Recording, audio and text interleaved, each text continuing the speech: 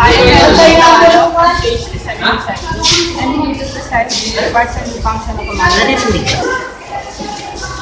is the CPU socket, the North Bridge, and the South Bridge.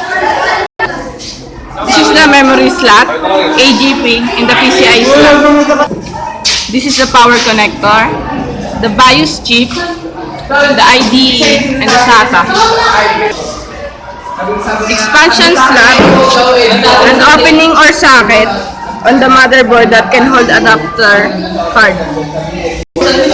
The North Bridge typically handles communication among the CPU, RAM, BIOS, ROM, and PCI Express video cards, and the South Bridge. Some North Bridge also contain integrated video controllers, also known as a graphic and memory controller hub in Intel system. Because different processor and RAM require different signaling, a North Bridge will typically work with only one or two classes of CPUs and generally only one type of RAM.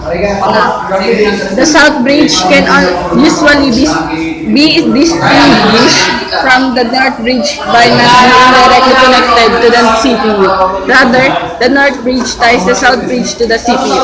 Through the use of controller integrated channel circuitry, the North Bridge can directly link signals from the I/O units to the CPU for data control and access. CPU socket holds the microprocessor. This is the back panel, the PS2 port, parallel port, serial port, USB port, LAN port, and audio port. The color green is for mouse and the violet one is for keyboard.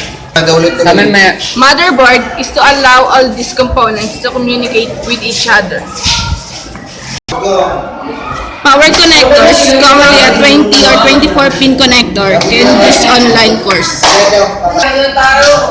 The video card slot, this is the type of slot that doesn't need an explanation, as its name doesn't leave much room for interpretation as to what its role is. IDE and SATA ports used to provide connectivity for the storage device and optical drives.